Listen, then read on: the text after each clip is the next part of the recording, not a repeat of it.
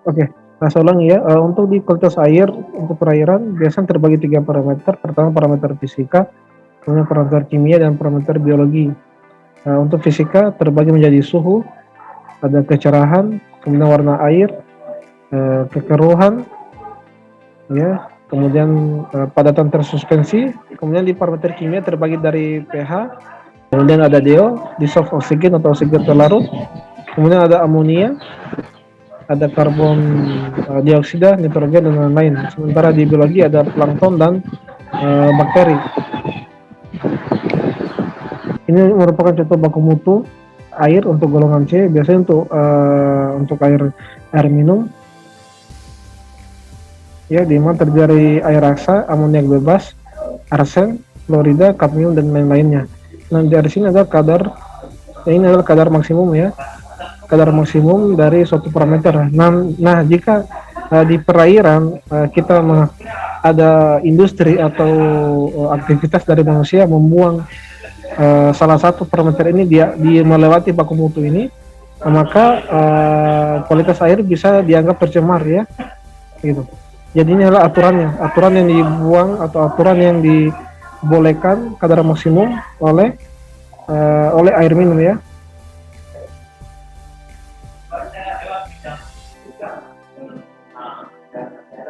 Nah, ini merupakan pengukuran kualitas air, ya, pengukuran di laboratorium. Ya, contohnya ini adalah yang paling kita kenal, pH diukur dengan menggunakan pH meter atau kertas lakmus. Kertas lakmus terdiri dari lakmus merah atau lakmus biru, ya. Ada juga ini mengukur oksigen terlarut atau dengan menggunakan diometer atau menggunakan metode Winkler. Nah, ini merupakan peralatan atau metode pengukuran untuk mengukur parameter dari air itu sendiri.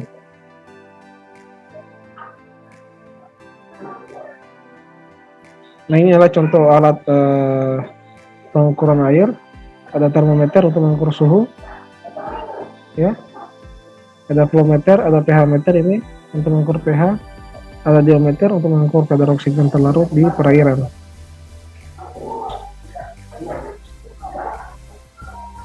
Ini ada planktonet untuk mengambil biota biologi seperti plankton, ya. Ini juga untuk mengambil parameter biologi biota. Ini juga adalah spektrofotometer. Kalau ini untuk penggunaan di laboratorium untuk mengukur kandungan parameter di dalam perairan, apakah mengukur nitrat, mengukur fosfat lain, bisa menggunakan spektrofotometer ini. Nah, mumpung masih teringat, ya, nanti pada bulan depan nanti kita akan melakukan lab atau melakukan lab praktek secara umum, ya, maksudnya praktek untuk semua prodi, dari prodi sanitasi, kemudian ada prodi farmasi, prodi teknik elektromedis, dan prodi TEM. Ini nanti akan digabung prakteknya di suatu tempat, kemudian akan diberi pengenalan tentang penggunaan spektrofotometer ini. Nah, prakteknya akan dimulai awal bulan depan, ya, bulan April.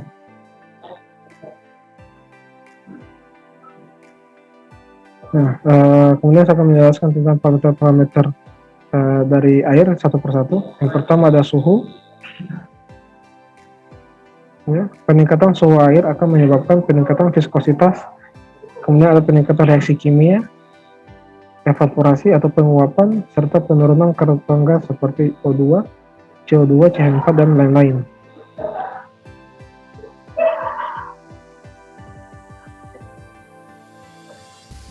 Nah, setiap peningkatan 10 derajat suhu air akan menyebabkan peningkatan konsumsi oksigen menjadi 2-3 kali lebih banyak. Ya, stratifikasi suhu bisa terjadi pada perairan tergenang dengan kedalaman minimal 1,5 meter. Nah, yang perlu diingat di sini adalah ketika suhu naik di perairan akan membuat peningkatan juga konsumsi O2 itu akan menjadi 2-3 kali lebih banyak. Ya. Dan kemudian juga parameter kecerahan atau kekeruhan air. Ya. Kecerahan merupakan ukuran transparansi perairan yang dipengaruhi oleh intensitas cahaya matahari dan kekeruan air ya. Kekeruan adalah banyaknya zat yang tersuspensi di perairan ya. Biasa diukur dengan turbidimeter, dipengaruhi oleh benda halus tersuspensi seperti lumpur, jasad, teknik seperti plankton, warna, dan lain-lain. Ya. Air keruh menyebabkan daya ikan, ya, ikatan oksigen itu rendah, batas pandang ikan terbatas, selera makan ikan turun, akan ikan sulit bernafas. Nah, ini adalah penyebab atau akibat dari kekeruhan itu. Ya, yang perlu diingat sini adalah kekeruhan ini akan berhubungan dengan parameter TDS atau TSS ya. Jika kekeruhannya tinggi, maka parameter TDS atau TSS itu akan semakin tinggi juga. Kemudian ada oksigen pelarut atau O2. Pertama, masuknya oksigen ke dalam air bisa terjadi karena pertama, adanya difusi oksigen dari udara ke air. Kemudian ada percikan atau gerakan air. Kemudian ada suplai air baru yang sudah mengandung oksigen terlarut O2. Kemudian hasil fotosintesis fitoplankton. Nah, untuk DO ini, untuk oksigen terlarut ini diukur dengan deometer. Kalau di lab menggunakan metode titrasi. Nah, konsumsi oksigen terlarut akan tinggi pada malam hari. Nah, pertama dikarenakan pernafasan tanaman dan binatang air ya.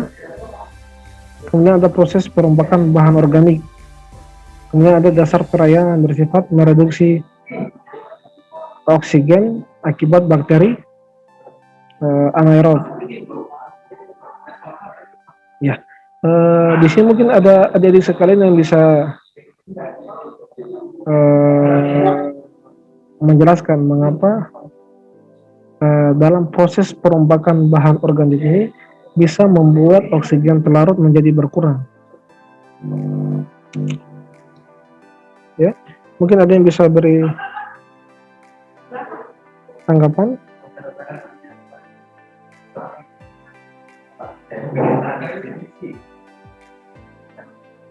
Ya, kenapa ketika ada perombakan atau perombakan bahan organik justru akan menurunkan kandungan oksigen terlarut di perairan?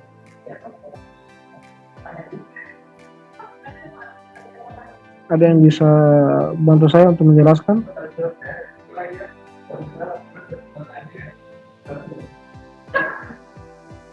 Bagaimana? Kalau tidak ada yang bisa dijelaskan, kalau tidak ada yang bisa menjelaskan, mungkin dikasih tugas ya. Ini tugas pertama.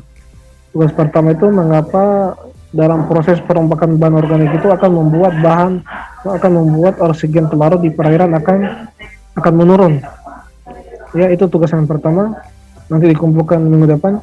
Jadi semakin banyak kalian tidak bisa menjawab pertanyaan, akan semakin banyak tugas kalian. Oke, saya lanjut. Nah, ini adalah hubungan oksigen terlarut dengan suhu ya pada tekanan udara 760 mm Hg. Jika kalian lihat di tabel ini, semakin tinggi suhunya, maka kadar oksigen di perairan akan semakin rendah ya.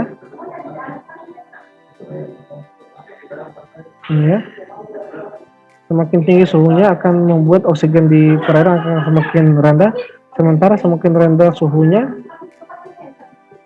akan membuat kandungan oksigen bisa menjadi lebih tinggi. Nah, kalau begitu ada yang bisa jelaskan mengapa kandungan oksigen di perairan ini dipengaruhi oleh adanya perubahan suhu? Ya, mungkin yang lain ada yang bisa menjawab?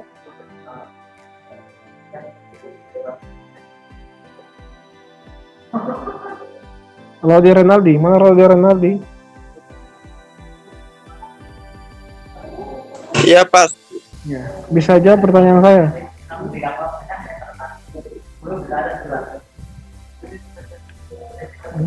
Mengapa kandungan suhu, peningkatan suhu akan mempengaruhi penurunan kadar oksigen di perairan? Kenapa bisa?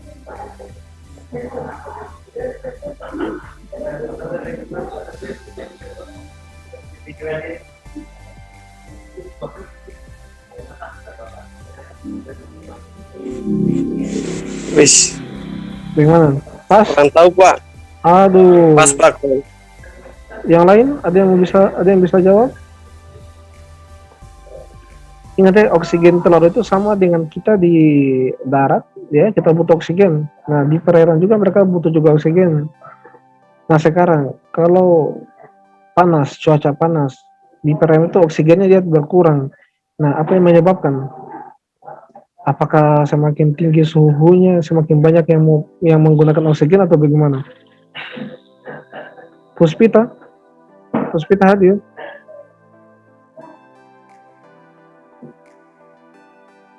Puspita, Ya Pak, ya.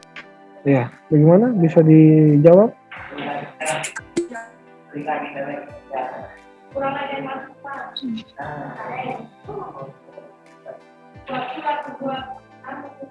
Tidak bisa juga. Ya, kalau tidak bisa berarti itu tugas kedua ya, tugas nomor 2. Mengapa peningkatan suhu di perairan akan membuat kadar oksigen terlarut di perairan akan semakin rendah? Ya, itu tugas nomor 2.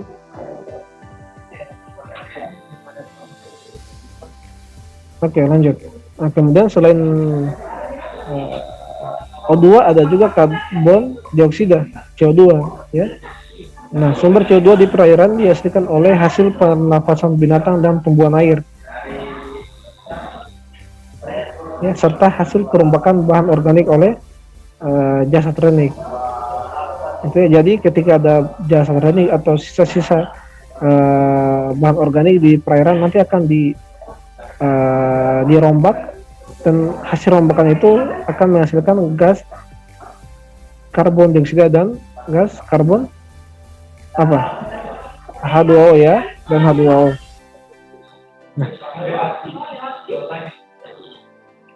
Nah, jika kadar CO2 itu berlebih di perairan akan membuat racun, ya, akan menjadi racun bagi ikan ya. Batasan kadar CO2 di perairan adalah 20 ppm atau di atas 20 ppm ya. Saat DO-nya kurang dari 5 ini. Kemudian ada juga parameter pH air, ya. pH air asam, bisa dikatakan asam perairan tersebut jika nilai pH-nya adalah 0 sampai 7, netral 7, kemudian basa jika pH-nya ada di rentang nilai 7 sampai 14. Nah, untuk mengukur pH air seperti yang saya sebutkan tadi bisa menggunakan pH meter dan kertas lakmus. Nah, ini jika pH asam di perairan dapat diperbaiki dengan penambahan kapur ya, karena kapur itu bisa bersifat basah. Nah, jadi ketika asam ditambah basah akan menjadi netral ya. Biasanya itu di perairan pada saat pagi karbon dioksidanya tinggi sementara pH-nya rendah. Sementara untuk di sore hari karbon dioksidanya rendah dan pH-nya tinggi. Itu ya.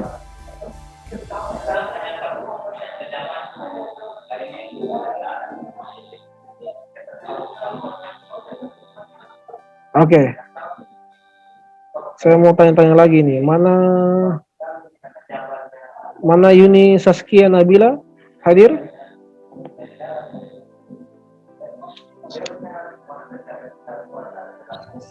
Ya Pak, hadir. Iya. Mungkin bisa dijelaskan mengapa kalau pagi hari itu kadar karbon dioksidanya tinggi, pH-nya rendah. Sementara kalau di sore hari jika karbon dioksidanya rendah, maka pH perairan akan menjadi tinggi.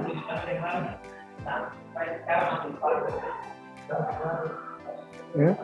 Kayaknya tidak bisa ya. Kayaknya tidak ada yang bisa jawab. Kalau begitu itu tugas nomor 3 ya. Pokoknya semakin banyak yang bisa dijawab, tugasnya semakin banyak. Nah ini merupakan pengaruh pH terhadap biota air. pH 6 sampai 6,5 ini masuk pH apa? pH yang hampir netral ya. Pengaruhnya keanekaragaman plankton dan bentos mengalami sedikit penurunan. Kemudian kelimpahan total biomasa dan produktivitas tidak mengalami perubahan. Dan jika pH-nya lebih asam, maka pengaruhnya akan membuat penurunan keanekaragaman dan komposisi jenis plankton dan bentos semakin besar. Kemudian ada penurunan kelimpahan total biomasa, zooplankton dan bentos. Kemudian ada proses nitrifikasi menjadi terhambat. Nah ini pengaruh pH ya terhadap biota air.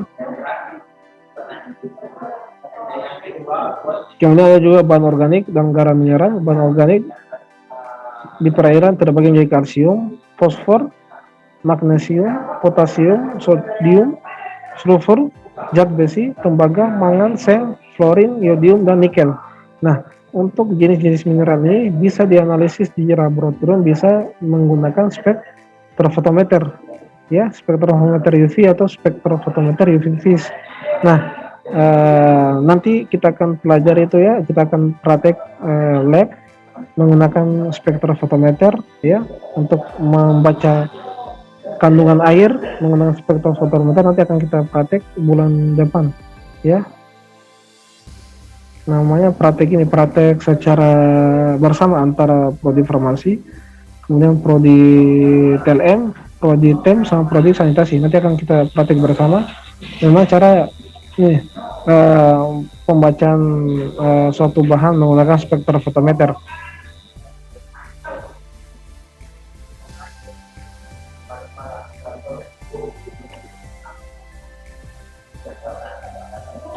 Nah, jika ada yang bertanya bagaimana sumber mineral ini seperti kalsium, fosfor dan lainnya yang masuk di perairan, nah sumbernya dia berasal dari batuan di pegunungan yang larut terbawa air hujan atau biasa kita kenal sebagai proses runoff, ya, dan hasil penembakan bahan organik. Nah ini akan mengikuti aliran runoff di darat dan akan masuk ke aliran sungai ya, kemudian akan masuk ke laut.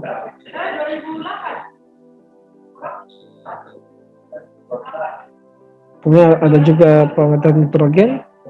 Nitrogen dia tuh dapat terbagi menjadi amonia, nitrat, nitrit, dan gas NO2. Biasanya yang paling banyak itu di perairan ada senyawa nitrat.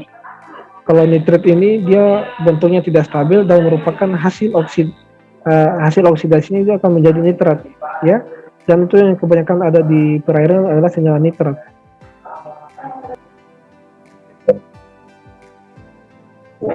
Maaf Pak, suara Bapak tidak kedengaran.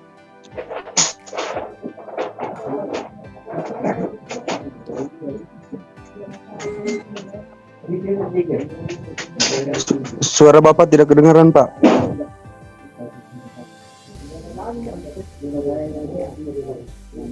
Pak, anda kedengaran. Dari tadi atau baru? Baru berapa menit Pak? Sekitaran 3 menit Pak.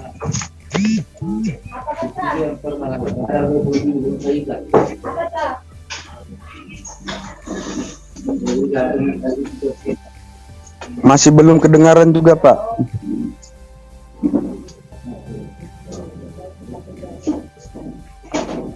Tes. Nah, sudah kedengaran Pak? Kedengaran ya? Iya Pak. Oke. Ini kayaknya kalau di cas laptop saya kayaknya tidak kedengaran. Ini saya cabut casnya baru kedengaran. Gimana ya? Ya kalau gitu ini lagi sedikit lagi nih ya, baru kita tutup. Oke, saya lanjut ya. Iya Pak. Oke, saya lanjut sedikit saja. Semoga tidak mati laptopnya. Nah ini tadi kalau di sini sudah di bagian ini belum kedengaran tadi.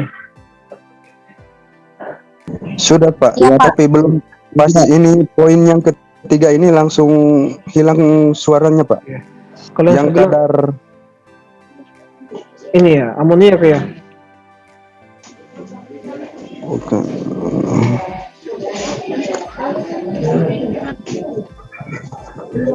Oke, saya lanjut ya. Untuk parameter alkalinitas dan kesadahan, alkalinitas di perairan dia terbagi menjadi alkalinitas atau perairan lunak, kemudian perairan keras, dan perairan yang lebih subur dengan alkalinitas tinggi. Ya, alkalinitas di bawah alkalinitas atau biasa sebagai soft water, alkalinitasnya di bawah 40 ppm. Kemudian untuk hard water di atas 40 ppm. Ya, alkalinitas ini merupakan jumlah total basa atau alkali dalam air setara dengan kandungan kalsium karbonat. Ya, jadi di perairan itu kalau kandungan asamnya lebih tinggi, nah itu membuat kandungan atau kehidupan biota di perairan itu akan semakin berkurang. Lain halnya sama basa, jika basanya tinggi, maka perairan itu bisa dianggap perairan yang subur, ya. Itu perbedaan yang jika kandungan asam sama basa di perairan. Kalau asam membuat biota perairan semakin susah hidup. Kalau basanya tinggi, maka di perairan itu akan dianggap lebih subur, ya, lebih banyak organismenya yang bisa hidup di perairan tersebut, ya. Makanya itu kenapa kalau di perusahaan-perusahaan, ya, atau di industri-industri, dia perairannya sudah tidak banyak yang hidup, atau bisa dikatakan perairan yang mati, karena hasil-hasil dari industri tersebut menghasilkan asam-asam, ya, menghasilkan larutan-larutan asam. Larutan asam ini yang bisa membuat biota atau organisme di perairan bisa mati. Maka itu kenapa industri-industri ketika membuang limbahnya itu harus diproses dulu atau diolah dulu di IPA, agar air yang dihasilkan dari industri tidak terlalu asam. Minimal harus sampai pH 5, hampir menuju ke netral. Nah, itu baru bisa dibuang ke perairan. Nah, ini untuk alkalinitas bisa ditingkatkan dengan menggunakan kapur, ya. Dan untuk kesadahan, ion-ion yang masuk dalam kesadahan dia mengandung kandungan kalsium dan magnesium. Nah, sementara untuk aspek biologi terdiri dari makroplankton, ada net plankton dan nanoplankton. Nah, ini biasanya plankton-plankton yang hidup ketika kadar oksigen atau kadar DO di perairan tinggi. Ya, karena mereka hidup dengan mengkonsumsi kadar oksigen atau oksigen terlarut. Nah, yang membahayakan itu di perairan, jika kadar oksigennya rendah, maka akan terjadi persaingan atau kompetisi untuk mendapatkan oksigen di perairan tersebut. Maka kenapa ketika kandungan oksigen rendah akan membuat banyak biota laut itu mengalami kematian, ya, karena kandungan oksigennya terbatas. Nah, rendahnya kandungan oksigen di perairan bisa diakibatkan oleh banyaknya parameter seperti nitrat dan fosfat. Nah, parameter nitrat dan fosfat ini di perairan jika kandungannya rendah atau kandungannya seimbang, nah itu akan memberi kehidupan bagi biota laut, karena biota laut juga mengkonsumsi kandungan nitrat dan fosfat. Tetapi ketika nitrat dan fosfatnya tinggi, ya, didengar baik-baik, jika kandungan nitrat dan fosfatnya tinggi, maka tumbuhan-tumbuhan laut seperti alga itu akan lebih banyak juga tumbuhnya di perairan. Maka itu kenapa kalau kalian lihat perairan ada tumbuhan-tumbuhan lumut atau tumbuhan-tumbuhan daun di atas perairan, nah itu mereka tinggi karena mereka banyak karena kandungan nitrat dan fosfatnya banyak juga di perairan. Jadi kalau Anda atau kalau ada di sekalian turun ke sungai atau jalan-jalan ke laut, lihat tumbuhan-tumbuhan hijau di permukaan air, nah itu mereka tumbuh banyak begitu, tumbuh subur, akan itu disebabkan oleh banyaknya kandungan nitrat dan fosfat di perairan.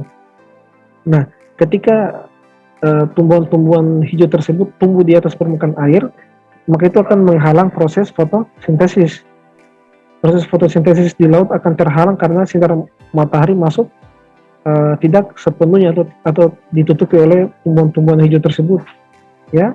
Nah, ketika fotosintesisnya berkurang, maka oksigennya juga akan berkurang.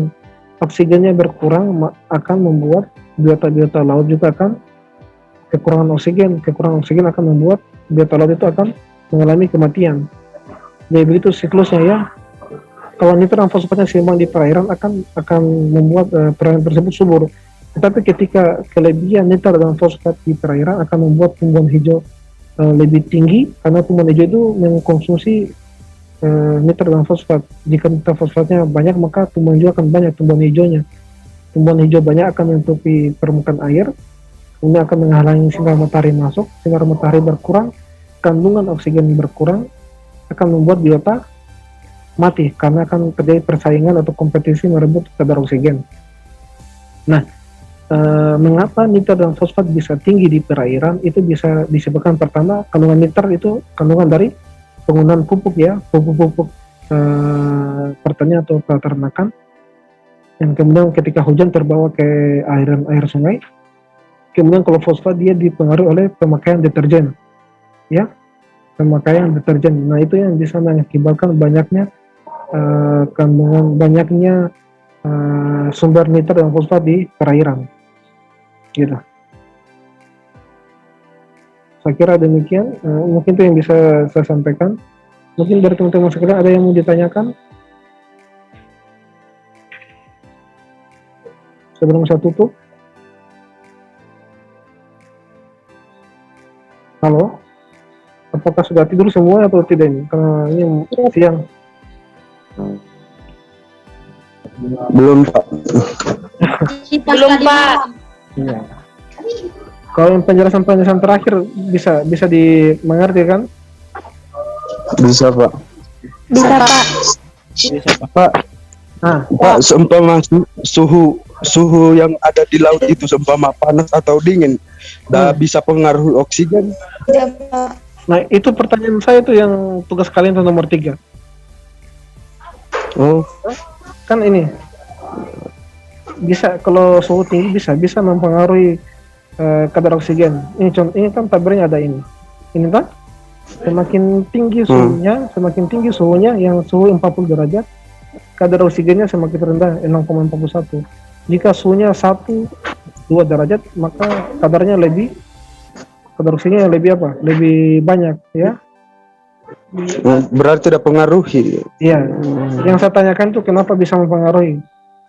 Kenapa bisa? Karena suhu mungkin, Pak, yang tidak menentu, yang seumpama pagi dingin, siang panas, baru malam lagi dingin. Itu mungkin yang mempengaruhi oksigen. Itu sebabnya. Itu akibatnya. Sebabnya yang saya mencari kenapa suhu turun, kadar oksigen yang banyak. Apa yang bisa menyebabkan? Mungkin teman-teman sekalian ada yang bisa jawab supaya tugasnya berkurang, bukan lagi 3 nomor menjadi 2 nomor. Tunggu, Pak, saya bantu jawab saja. Cari dulu, Pak. Coba Hasrim, coba bantu teman-teman ini, kan teman-teman semua tidur ini. Iya, Pak, tunggu, Pak.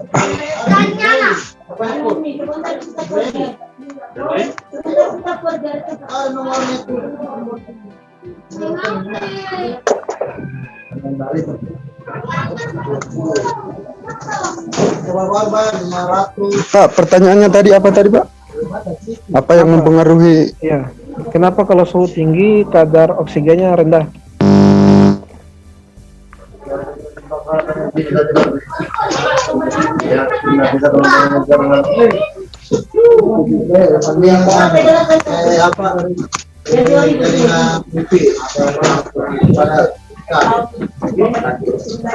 Karena sekarang yang menonton televisi di HP juga menonton. Ya, bagaimana? Kondisi rendah dari oksigen akibat sel yang jaringan serabut yang tubuh oksigen untuk oleh darah hormon jantung. Dulu. Hmm.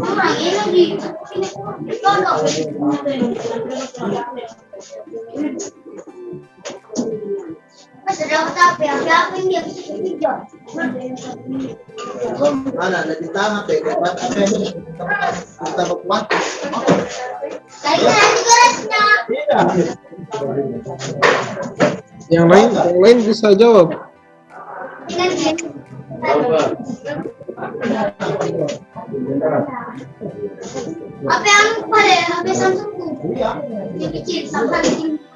Sabar Pak, masih dicari jawabannya.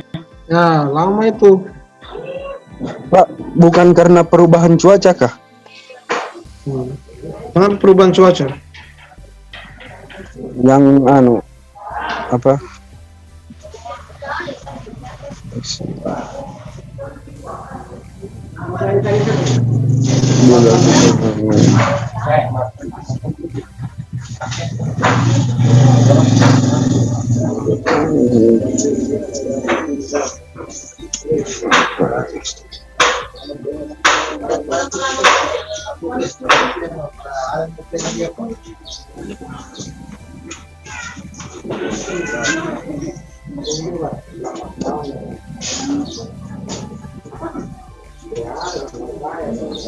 Kenapa kalau suhu tinggi?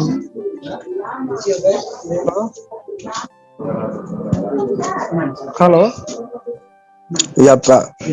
saya lanjut Ya, sedikit. Pak. Saya lanjut sedikit ya tentang ini. Kalau itu tetap ya nanti dibahas, nanti kalian kerjakan di tugasnya ya, dijelaskan kenapa bisa itu bisa terjadi penurunan suhu. Ya, kemudian ini untuk parameter kita akan share screen dulu.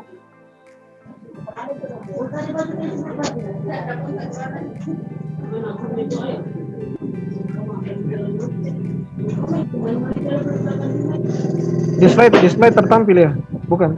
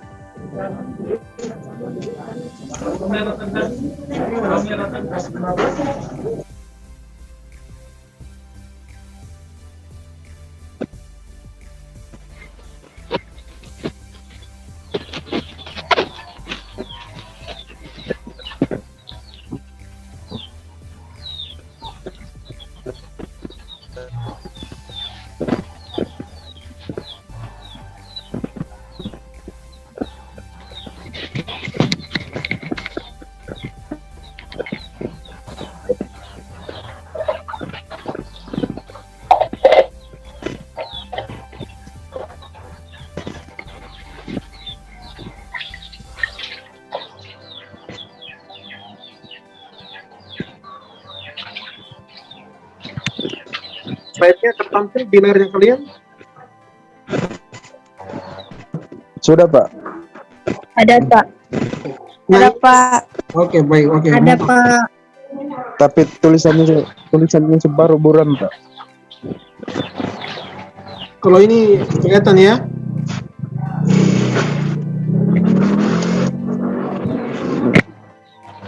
Ini kalau ini merupakan parameter ya, parameter di perairan. Ini perhitungannya ini saya hitung sumur bor air sumur di belakang kampus Mandala Waluya ya, di Universitas Mandala Waluya di belakang di bagian parkiran. Nah, di sini terlihat berapa parameter yang ada di air sumur.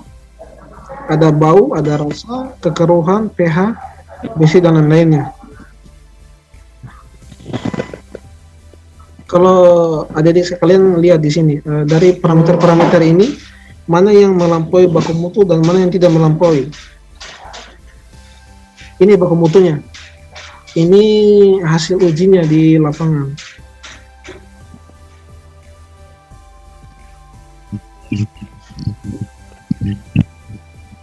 Kalau untuk pH, apakah melampaui baku mutu atau tidak?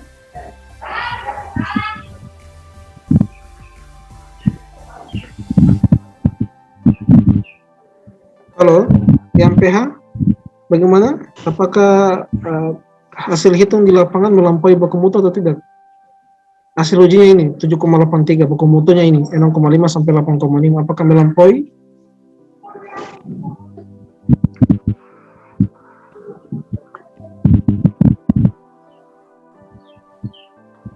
Halo? Ya Pak.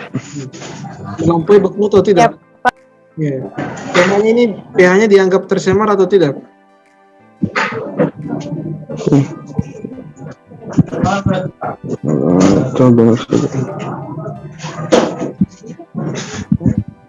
Nilai pH di sini, coba masa kalian cuma lihat ini nggak bisa tentukan.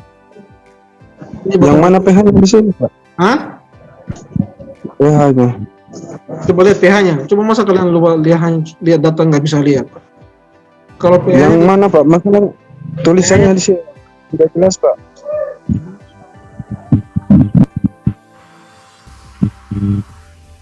pH-nya 7,83, baku mutunya 6,5 sampai 8,5. Apakah tercemar atau tidak pH-nya?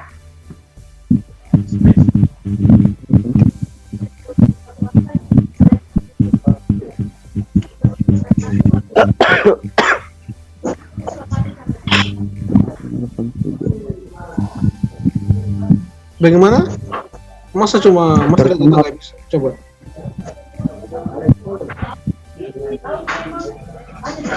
Apakah tidak atau tidak jelas ini anunya slide saya di layar? Tidak jelas Pak. Hah? Tidak jelas Pak. Gambarnya Pak yang agak buram. Kenapa? Gambarnya Buram, Pak. Pak, gambarnya. Buram gambarnya, Pak. Tidak terlalu kentara Pak. Kalau ini jelas ini.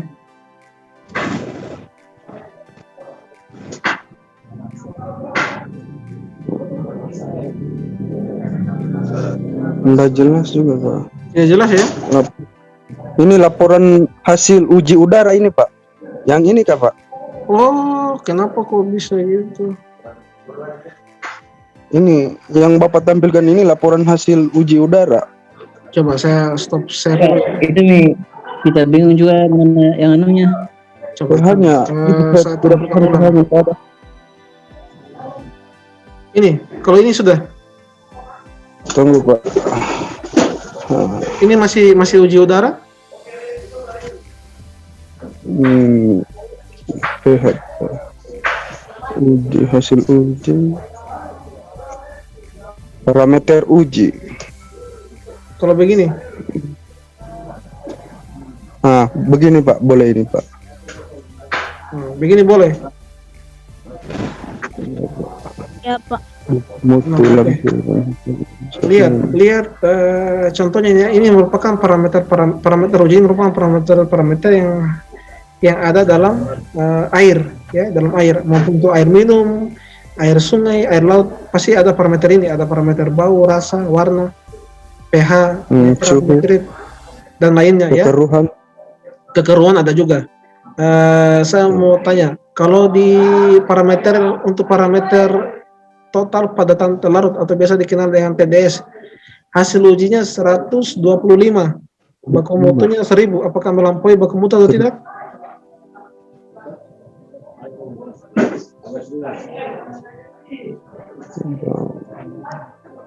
Ayo. Hasil ujinya 125, baku mutunya 1000. Apakah melampaui baku mutu atau tidak? Melampaui. Masa melampaui? Hasilnya 125, batasannya di perairan 1000. Melampaui dianggap, ini TDS-nya dianggap tercemar atau tidak? Tercemar. Kenapa bisa tercemar? Karena dengan visual. Tidak tercemar, ya, tidak tercemar karena kenapa tidak tercemar? Karena nilai 125 ini di bawah 1000. Kan ini 1000 bukan 100. Berarti kecuali di atas 1000 baru tercemar Pak, begitu? Iya dong, di atas tercemar, di atasnya baku mutu itu parameter atau senyawa yang di atasnya baku mutu, berarti itu dianggap tercemar. Oh, berarti tidak boleh melebihi. Iya, ketika dibuang ke lingkungan harus tidak boleh melebihi baku mutu. Maka itu kenapa ketika kita membuang di lingkungan harus mengetahui dulu baku mutunya. Oh, Gitu. Kalau baku mutu ini baku mutu untuk air bersih atau air sumur. Kalau untuk baku mutu air laut beda lagi. Mungkin baku mutu untuk air sumur dia baku mutu untuk TDS 1000. Mungkin air laut bisa 5000, bisa 2000. Jadi tergantung jenis airnya. Ya, begitu ya. Nah, kalau untuk mangan hasil ujinya 0,0118, baku mutunya 0,5. Dianggap tercemar atau tidak? Tercemar Pak. Hah? Ini. Nah, ini. tercemar karena melebihi, Pak. Tercemar Pak. Hah? Tercemar karena dari baku mutu yang ada. Masa tercemar? Mana matematikanya kalian ini? Tidak Pak, tidak tercemar. Mana tercemar? Mana yang besar nilainya? 0,0018 atau 0,005? 0,00.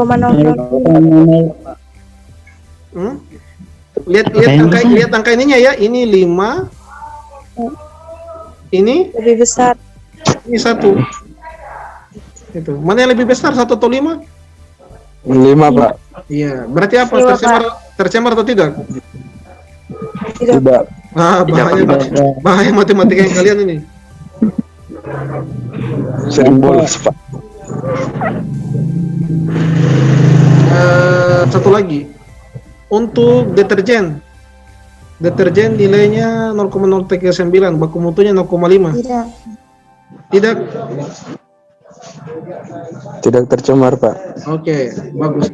Jadi kalau kalian lihat secara keseluruhan air sumur di Mandaluyong itu tercemar atau tidak, untuk melihat semua parameternya. Apakah ada parameter yang melampaui atau tidak? Tidak tercemar, Pak. Ya, berarti air sumur tidak tercemar ya? Iya, Pak. Ya, begitu. Nah, ini untuk air sumur, untuk air laut beda lagi peraturannya, beda lagi baku mutunya.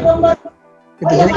Jadi ketika kalian di lingkungan, ketika melihat sebuah industri membuang limbahnya, karena harus tahu dulu limbahnya ini mau dibuang di air sungai atau mau dibuang di air laut. Kalau mau dibuang air sungai dipakai peraturan untuk air sungai. Kalau limbahnya ini industri mau dibuang ke air laut, maka yang dia adalah air laut begitu. Jadi baku mutunya dia berbeda ya. Oh iya, Ya, Pak. Pak. Ya. Paham dari situ. Paham, Pak. Nah, jadi kemarin itu pemerintah sudah mengeluarkan lagi peraturan baru untuk air sama udara, dia digabung satu peraturan. Saya perlihatkan peraturannya ya.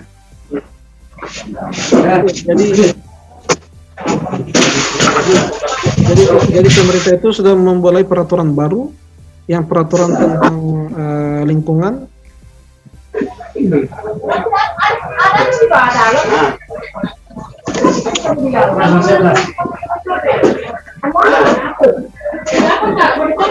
Nah, ini di sini terlihat slide saya. Terlihat, Pak. Terlihat ya? Iya, Pak.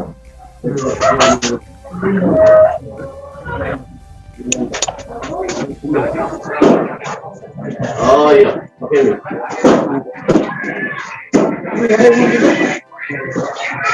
Pendaftarannya di depan itu. Tapi untuk sementara belum ini. Nanti besok saya ambil semua dan Pak.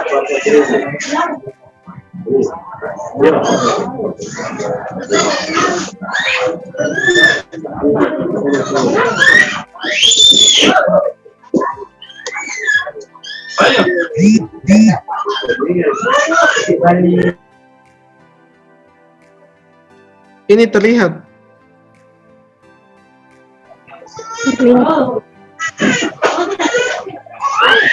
Berapa itu?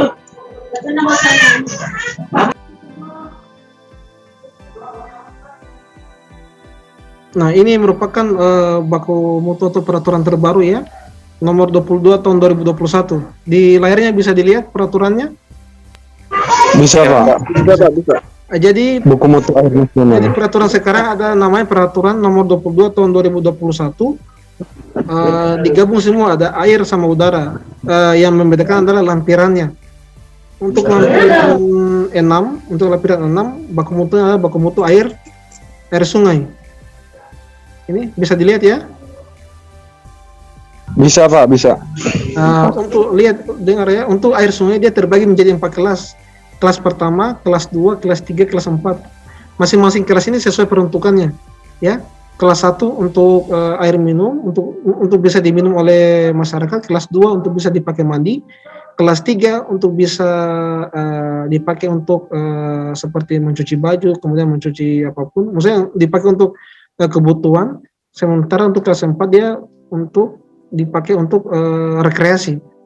Ya, jadi untuk air sungai, ingat dia dibagi menjadi 4 kelas. Ya. Nah, ini peraturannya untuk contohnya untuk pH. Untuk semua kelas dia peraturannya pH-nya baku mutunya 6 sampai 9. Untuk DO, ingat untuk DO untuk oksigen terlarut, kelas 1 dia harus 6, kelas 2 4, kelas 3 3, kelas 4 1. Nah, ini merupakan peraturan untuk air sungai.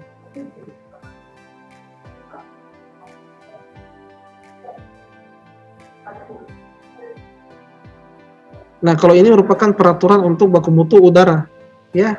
Sama juga peraturannya nomor 22 tahun 2021 yang membedakan lampiran 7. Ya. Ini baku mutunya. Ya. Nah, jadi contohnya kalau di sulfur dioksida SO2-nya di lingkungan ada selama 1 jam pengukuran di lingkungan didapat kadarnya 300, sementara baku mutunya 150. Apakah tercemar?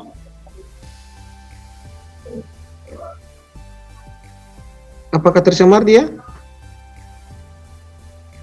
Tercemar, Pak. Iya, karena di atas baku mutu ya.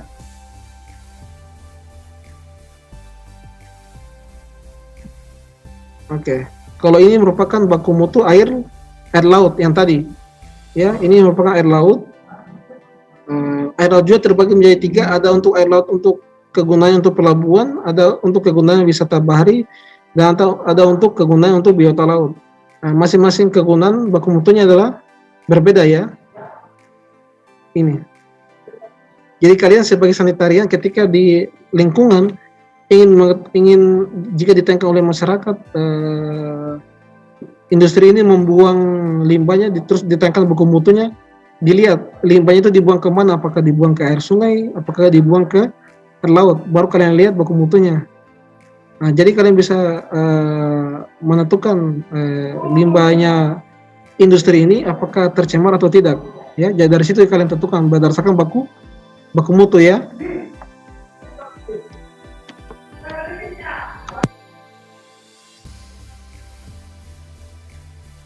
Dimengerti? Ya Pak. Saya mengerti ya. Oke, terakhir saya mau tanya dulu satu orang ini. Siapa yang beruntung? Lisa Aldiani, mana? Iya, Pak. Iya, sudah tidur atau belum? Pak. Halo, Lisa tadi. Ya, Pak. Ya. Belum, Pak. Oke, Lisa ini Lisa Blackpink ya, bukan? Bukan, Pak. Oh, bukan. Pertanyaan saya ini. Ya, Pak. Tadi kan saya jelaskan tentang air, parameternya. Kalau parameter air itu terbagi menjadi berapa parameter?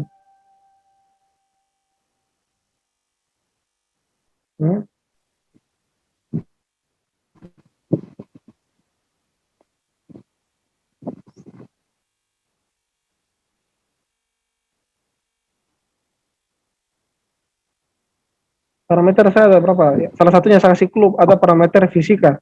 Parameter lainnya parameter apa lagi?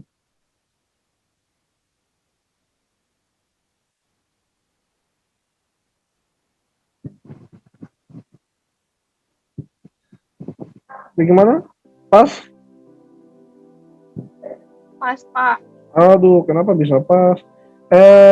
Mildayani, mana Mildayani?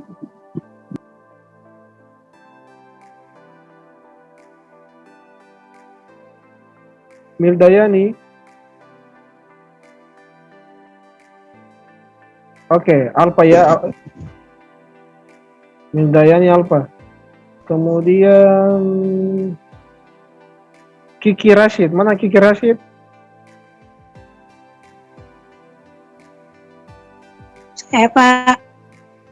Oh, perempuan. Oke, Kiki Rashid. Tadi bantu jawab tadi teman itu. Parameter tadi ada berapa parameter di perairan untuk air?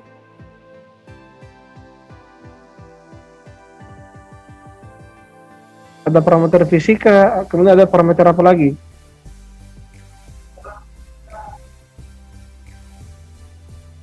Biokimia, Apa? Coba ulang. Ada fisika, kemudian parameter biokimia, ya, parameter apa? biokimia, Nah, terus apa lagi?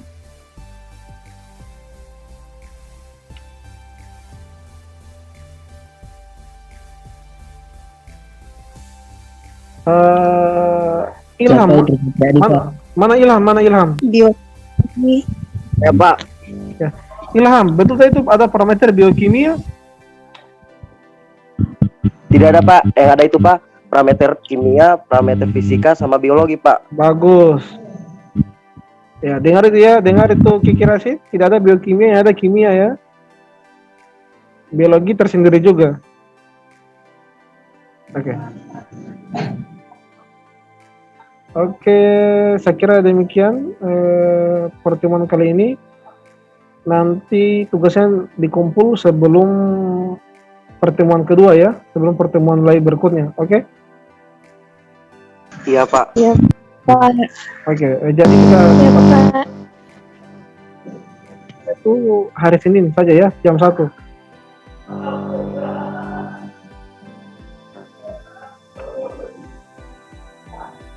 Oke, saya kira demikian. Ini tugasnya dalam bentuk PDF, Pak. Iya, di Word kan terserah kalian. Nanti dikirim di emailnya saya, di email saya. Saya tuliskan email saya.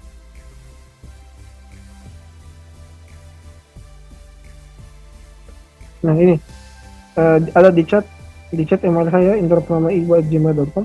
Nanti diupload di situ ya, tugasnya dikirim saya mau PDF atau mau Word terserah. Oke, demikian saya tutup perkuliahan kali ini. Mohon maaf jika ada kesalahan, bagi dan kurangnya mohon dimaafkan. Saya tutup, wabillahi taufiq wal hidayah, wassalamualaikum warahmatullahi wabarakatuh. Waalaikumsalam. Waalaikumsalam warahmatullahi wabarakatuh. Waalaikumsalam warahmatullahi